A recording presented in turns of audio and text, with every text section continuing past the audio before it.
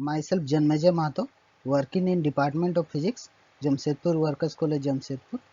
Today I will deliver a lecture on topic electric field intensity due to very long straight line charge, and this is my 11th lecture, and this topic is very useful for UG semester 2 physics honors paper CC3.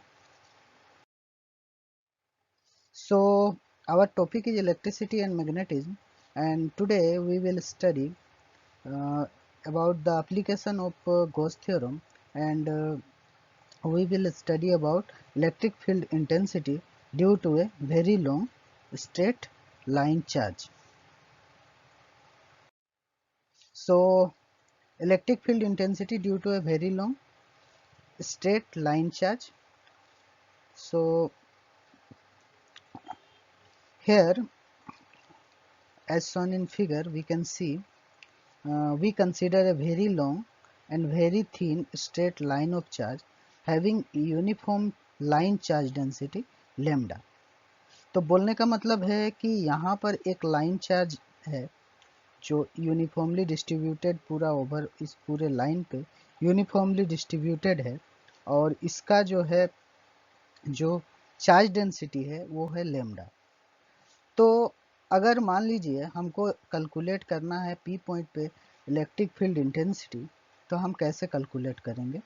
तो सबसे पहले हम क्या करते हैं, to calculate electric field intensity E at a point P, distance R from the line, draw an imaginary cylinder, that is Gaussian surface of radius R and length L around the line charge. तो अगर मान लीजिए हमको P point पे electric field intensity अगर calculate करना है, तो हम क्या करेंगे कि इस P पॉइंट जितने दूर में है उतना रेडियस लेते हुए हम एक सिलिंड्रिकल ड्रॉ करेंगे, और ये जो सिलेंडर होगा एक इमेजिनरी सिलेंडर होगा जिसको ही हम लोग क्या बोलेंगे, गॉसियन सरफेस बोलेंगे। तो यहाँ पर हम रेडियस आर लिए हैं और एल लेंथ का एक हम लोग का जो सिलेंडर का जो ये लेंथ है ये एल लेंथ का है। तो सबसे पहले हम क्या करेंगे, यहाँ पर जो चार्ज डेंसिटी है वो टोटल चार्ज डेंसिटी हम लोग निकालेंगे। तो जैसे मान लीजिए लीनियरली चार्ज डिस्ट्रीब्यूशन है, तो यहाँ पर इसका जो चार्ज डेंसिटी बराबर हम लोग जानते हैं वो टोटल, मान लीजिए उसका डेंसिटी लेम्डा है, तो हम लोग उसको लिख सकते हैं कि चार्ज बाय उसका लेंथ। तो यहाँ पर वहाँ से हम लोग ये एक्सप्रेशन हमको मिलेगा Q is equal to lambda L, जहाँ पर लेम्डा क्या है, चार्ज डेंसिटी है, और उसके बाद एल क्या है, इस लेंथ, ये जो सिलेंडर है उसका लेंथ है, और Q क्या है, ये चार्ज है। तो इसको हम लोग क्या किए, इक्वेशन 1 मान लिए। अब हम लोग गॉस थ्योरम से पढ़े, क्या पढ़े, according to Gauss theorem close integral over surface S vector E dot vector D S is equal to Q by epsilon naught. इसको हम लोग क्या किए, इक्वेशन 2 किए। अब ये जो इक्वेशन 2 है, यहाँ पर जो चार्ज Q है, यहाँ पर हम इक्वेशन 1 का वैल्यू को पुट कर देंगे। तो putting the value of equation 1 in equation 2 we get, तो हमको क्या मिलेगा, vector E dot vector D S close integral over S is equal to lambda L by epsilon naught. तो इसको हम लोग क्या किए, इक्वेशन 3 किए। अब ये तो हम लोग का यहाँ तक हो गया।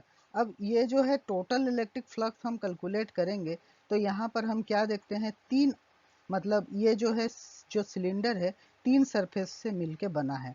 एक सरफेस ये टॉप सरफेस, एक बॉटम सरफेस, और ये एक कर्व सरफेस। तो इसी को ही हम लोग 1, 2 और 3 के रूप में हम इसको अलग अलग किए हैं।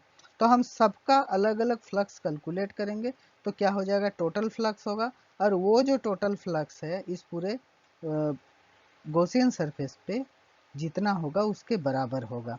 तो हम लोग उसी को करते हैं, since the cylinder cylindrical Gaussian surface is divided into 3 parts, that is 1, 2, 3, that is top face, bottom face and curve face as shown in figure।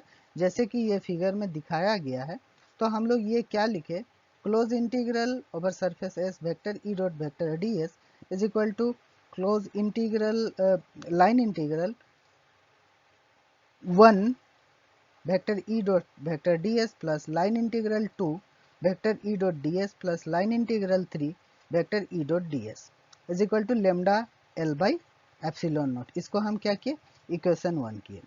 तो अब क्या है कि यहाँ पर क्योंकि सबका ये जो लाइन इंटीग्रल हम पहला का, दूसरा का और तीसरा का निकालेंगे, तो हम क्या देखते हैं कि ये वाला जो है और यहाँ पर क्योंकि इलेक्ट्रिक फील्ड इंटेंसिटी का डायरेक्शन मान लीजिए इधर है और जो एरिया वेक्टर है उसका डायरेक्शन इधर है, उसी तरीके से यहाँ भी इलेक्ट्रिक फील्ड और एरिया वेक्टर का डायरेक्शन इधर है। तो हम देखते हैं इलेक्ट्रिक फील्ड और एरिया वेक्टर में दोनों में के बीच में एंगल कितना हो रहा है, 90 डिग्री बन रहा है। यही चीज यहाँ लिख रहे हैं, for surface 1 and 2 angle between vector E and vector ds is 90 degree. तो जब एंगल ये 90 डिग्री होगा तो हम लोग अगर मान लीजिए इसका vector E dot vector ds का डॉट प्रोडक्ट निकालेंगे तो हम लोग जानते हैं ये जब वेक्टर का चिन्ह जब हम हटा देंगे, जब मैग्नीट्यूड के फॉर्म में लिखेंगे तो ये क्या हो जाएगा, वेक्टर ई ds माने वेक्टर ई का मोड वेक्टर ds का मोड और कोस थीटा, तो यानी कि वो क्या हो जाएगा ई ds कोस थीटा।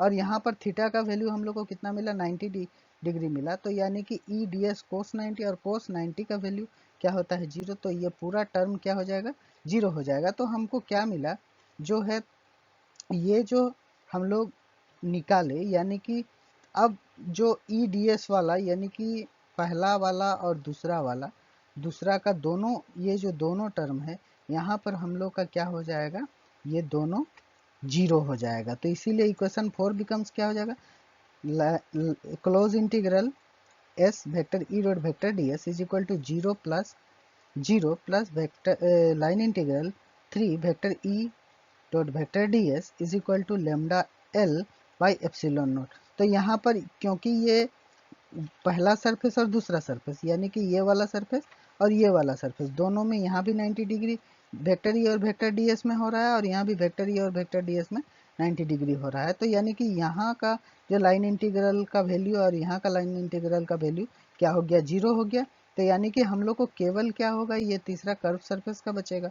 तो वही चीज़ हम यहाँ लिखे, close integral s vector E dot vector ds is equal to 0 plus line integral over 3 vector E dot vector ds is equal to lambda L by epsilon naught. तो यानी कि हमको यहाँ से क्या मिलेगा, line integral over area 3 vector E dot vector ds is equal to lambda L by epsilon naught. तो अब ये जो है हम लोग का यही जो है vector E dot vector ds is equal to lambda L by epsilon naught है। अब हम क्या करेंगे, ये वाला जो टर्म है इसमें हम लोग ये वेक्टर को हटाएंगे। तो यानी कि जब ये वेक्टर को हटाएंगे तो क्या हो जाएगा, ई ds कोस थीटा। अब यहाँ इस फिगर में देखते हैं, यहाँ पर ये जो एरिया वेक्टर है और इलेक्ट्रिक फील्ड इंटेंसिटी का जो वेक्टर है दोनों क्या है, एलोंग डायरेक्शन है, बोलने का मतलब है सेम डायरेक्शन है। तो यानी कि अगर मान लीजिए दोनों सेम डायरेक्शन में होता है, यानी कि वेक्टर ई और वेक्टर ds के बीच में कोई भी एंगल नहीं बन रहा है, तो यानी कि angle between vector E and vector ds will be 0। तो यानी कि हम लोग यहाँ पर क्या करेंगे, ये पुट किए थीटा के जगह 0, तो ई ds कोस 0 हो जाएगा। तो यानी कि बराबर ये क्या हो जाएगा, lambda L by epsilon naught. अब कोस 0 का वैल्यू क्या होता है, 1। तो यानी कि ये वाला टर्म 1 हो गया। तो यहाँ पर हमको क्या बचा, line integral over third surface E ds is equal to lambda L by epsilon naught. अब ये जो है यहाँ पर ई जो है कांस्टेंट है। अगर हम ये जो इसके पूरे गॉसियन सरफेस पे देखें, इसके कर्व सरफेस पे, तो हर जगह हम देखेंगे, अगर मान लीजिए फील्ड यहाँ यहाँ यहाँ हर जगह अगर मान लीजिए फील्ड निकालेंगे तो हर जगह क्या होगा, फील्ड कांस्टेंट होगा। इसीलिए हम क्या किए, ये कांस्टेंट है इसीलिए हम इसको ई को बाहर निकाल दिए और line integral over surface 3 ds is equal to lambda L by epsilon naught, इसको हम क्या किए, इक्वेशन 6 किए। अब क्योंकि ये जो है बहुत स्मॉल एलिमेंट है और मान लीजिए हम इतना ही ds करके पूरे कर्व सरफेस को हम ऐड करते हैं, तो मतलब हमको क्या करना हो रहा है, पूरा इंटीग्रेशन करना हो रहा है। तो यानी कि line integral over third surface ds is equal to कितना हो रहा है, area of the curve surface of the cylinder. और हम जानते हैं कि जैसे सिलेंडर है, सिलेंडर का जो एरिया होता है कर्व सरफेस का, तो वो क्या होता है 2 पाई r L होता है। तो अब ये वाला जो वैल्यू आया, ये वाला वैल्यू को हम लोग क्या करेंगे, यहाँ पुट कर देंगे। देन इक्वेशन 6 बिकम्स, ये क्या हो जाएगा, E into 2 pi R L is equal to lambda L by epsilon naught. तो अब यहाँ पर ये जो है, ये E और ये वाला टर्म, तो यहाँ ये जो L है और ये वाला L है, दोनों क्या हो जाएगा, कैंसिल आउट हो जाएगा। और हम ये 2 पाई आर को अगर इस साइड में बराबर की इस पर ले आते हैं तो हमको क्या मिलेगा, E is equal to lambda by 2 pi epsilon naught R. तो इसको हम क्या करेंगे, इक्वेशन 7 माने। तो ये वाला जो इक्वेशन 7 है, यही हम लोग का क्या है, फाइनल रिलेशन है electric field intensity due to line charge का। तो अगर मान लीजिए हम यहाँ पर कहीं पर भी आर डिस्टेंस पे अगर हम फील्ड निकालें तो हम लोग का फील्ड जो है lambda by 2 pi epsilon naught R के बराबर होगा। तो यहाँ पर हम लोग देखते हैं कि यानी कि E जो है ये चार्ज डेंसिटी पे डिपेंड करेगा, और ये जो 2 पाई एप्सिलॉन नॉट है ये तो कांस्टेंट है, और क्या हो रहा है, R के डिपेंड करेगा। यानी कि अगर मान लिया जाए हम ये जो डिस्टेंस है R का, इसको हम बढ़ाएंगे, तो बढ़ाएंगे क्योंकि ये जो है डिवाइडेड में है, तो यहाँ से हम लोग को रिलेशन क्या मिलेगा, जैसे जैसे हम R को बढ़ाएंगे हम लोग का फील्ड इंटेंसिटी क्या होगा, घटेगा। और मान लीजिए R का वैल्यू अगर कम है तो मतलब हम लोग का फील्ड का वैल्यू क्या होगा, ज़्यादा होगा। यानी कि हम यहाँ से इक्वेशन 7 से हम ये लिख सकते हैं E is inversely proportional to 1 by E is inversely proportional to R। ठीक है, तो ये जो है, अब ये यही चीज़ हम लोग इसी तरीके से इलेक्ट्रिक फील्ड इंटेंसिटी जो है ये कैलकुलेट कर सकते हैं। ठीक है, थैंक यू।